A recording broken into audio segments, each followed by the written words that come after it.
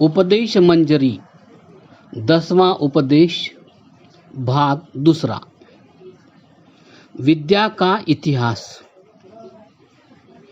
अब संक्षेप रीति से विद्या का इतिहास कहा जाता है कि सबसे पहला विद्वान देव ब्रह्मा हुआ। इसने अग्नि, वायु, आदित्य और अंगिरा इन 4 ऋषियों के पास वेद पढ़ा। इस ब्रह्मा का पुत्र विराट, उसका पुत्र मनु, मनु के 10 पुत्र मरीचि, अत्रि, अंगिरा आदि थे। इस समय में पढ़ने पढ़ाने की रीति क्या थी, यह सरलता से विदित हो सकता है। ऋग्वेद की 21 शाखा, यजुर्वेद की 101 शाखा, सामवेद की 1000 शाखा और अथर्ववेद की 9 शाखा थी। इसी तरह 1131 शाखा पढ़ने पढ़ाने के लिए थी। चारों वेदों को अर्थ सहित जानने वाला जो यज्ञ का करने वाला होता था, उसको ब्रह्मा कहते थे। ब्राह्मणों के बनाए हुए जो वेदों के व्याख्यान थे, उनको ब्राह्मण पुस्तक कहा जाता था। ऐसे ब्राह्मण और अणुब्राह्मण रूप बहुत सी पुस्तकें हैं।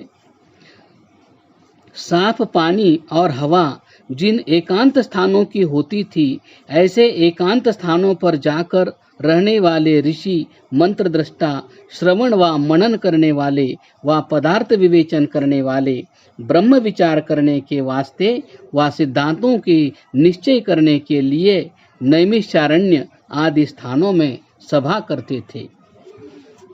एक महर्षि पाणिनि की बनाई हुई अष्टाध्यायी में देखो कि कितने नाम ऋषियों के आए हुए हैं।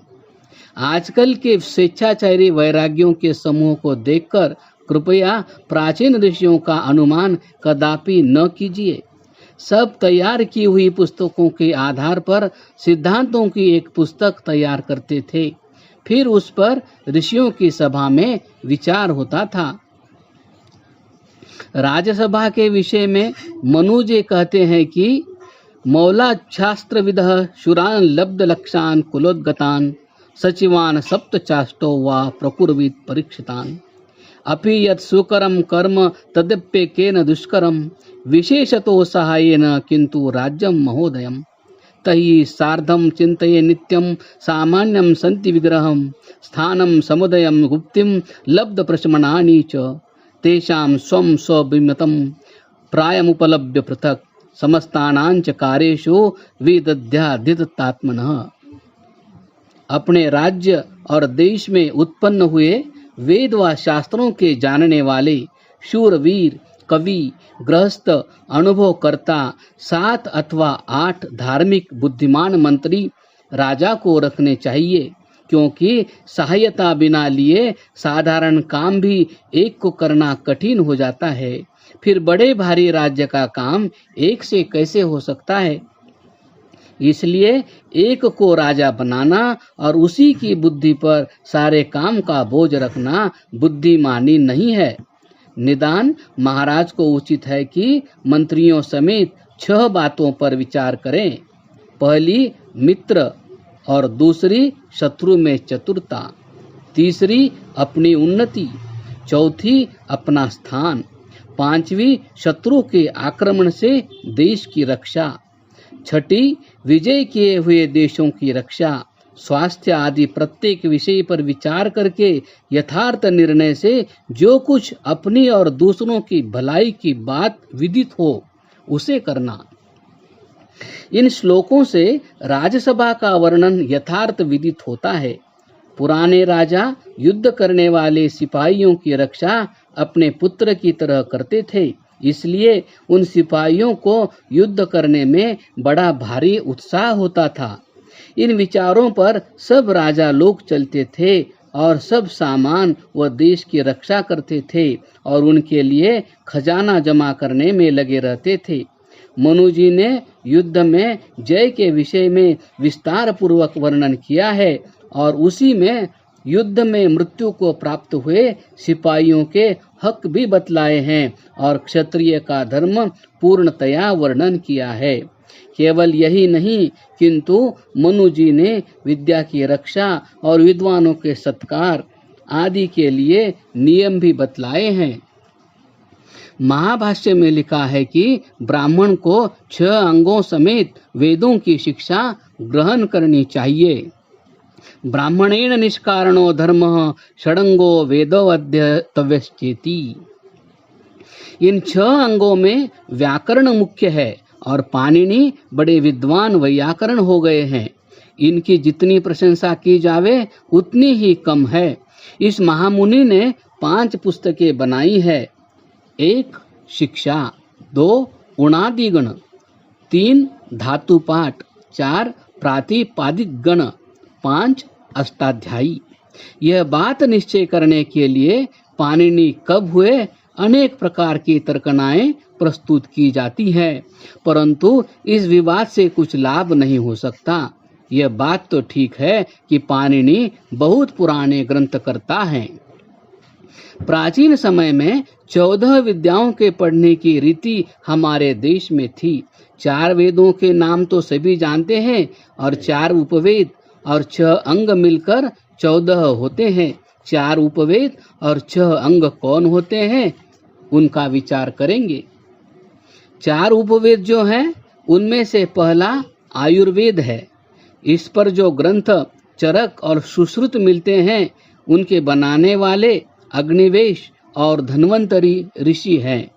इस विषय का वर्णन हमारे सत्यार्थ प्रकाश में 3रे समुल्लास में किया गया है।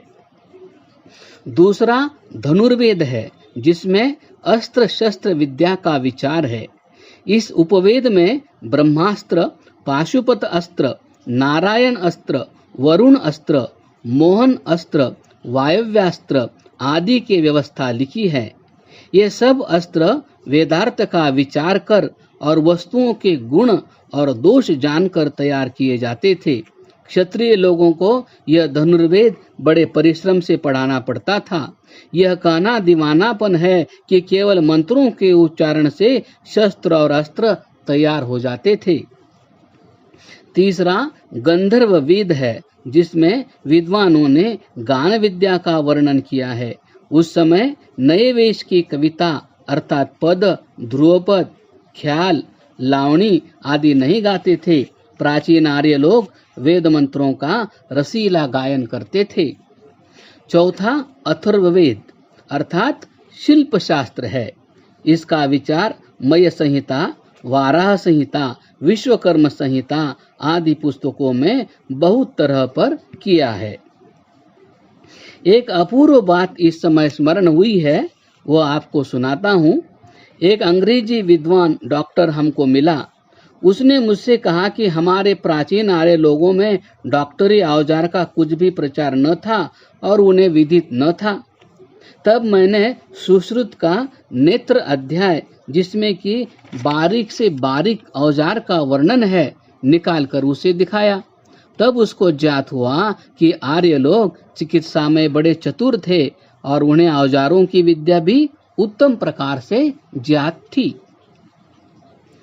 6 वेदांग है। पहला शिक्षा, दूसरा कल्प, तीसरा व्याकरण, चौथा निरुक्त, 5वां छंद और 6ठा ज्योतिष। ये सब मिलकर 14 विद्याएं हुई। इन सब पुस्तकों का अवलोकन करने में 12 वर्ष लगते हैं और इन ग्रंथों का दृढ़ अभ्यास करने से बुद्धि में उत्तमता पैदा होती है। इस समय कुछ ऐसा अनुचित शिक्षा प्रबंध का प्रचार हुआ है कि इनमें से एक भी विद्या अत्यंत परिश्रम करने पर 24 वर्ष में भी नहीं आती है। इसका कारण यह है कि केवल तोता पाठ का घोषाघोष चलता है। इस प्रकार की शिक्षा प्रणाली बंद करनी चाहिए। प्राचीन ऋषियों ने विद्या स्नातक होने को ब्रह्मचारी के लिए केवल 12 वर्षों में सीखी थी, ऐसा लेख मिलता है। और यदि प्राचीन रीति के अनुसार इस समय भी शिक्षा दी जावे तो 12 वर्ष से विशेष समय इस काम में नहीं लगेगा।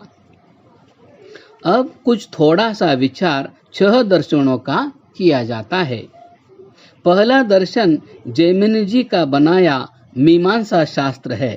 इसमें धर्म और धर्मी का विचार है और प्रत्यक्ष व अनुमान इन्हीं दो प्रमाणों को माना है। धर्म का लक्षण करते हुए इन्होंने वर्णन किया है कि वेद की आज्ञा ही धर्म का लक्षण है। दूसरा कणाद मुनि का बनाया वैशेषिक दर्शन है। इसमें द्रव्य को धर्मी मानकर गुण आदि को धर्म स्थापित करके विचार किया है। इन्होंने भी दो ही प्रमाण माने हैं और 6 पदार्थों का निरूपण किया है। तीसरा गौतम का बनाया न्याय शास्त्र है। इसमें यह विचार प्रारंभ करके धर्मी का धर्म और धर्म का धर्मी क्यों नहीं होता, प्रमाण और प्रमेय का परस्पर संबंध बतलाया है और 16 पदार्थ माने हैं। इस पर कोई यह कहते हैं कि इन शास्त्रों में परस्पर विरोध है, इसलिए पहले विरोध शब्द के अर्थ पर विचार करना चाहिए। यदि एक विषय में भिन्न मत का प्रवेश हो तो उसको विरोध कहते हैं, परंतु यदि अनेक विषयों के विचार से अनेक विचारों का वर्णन हो तो उसको विरोध नहीं कहते हैं। यह 6 दर्शन अपने अपने लेखों पर चलने वाले हैं। ओम शांति शांति शांति। 10वां उपदेश समाप्त।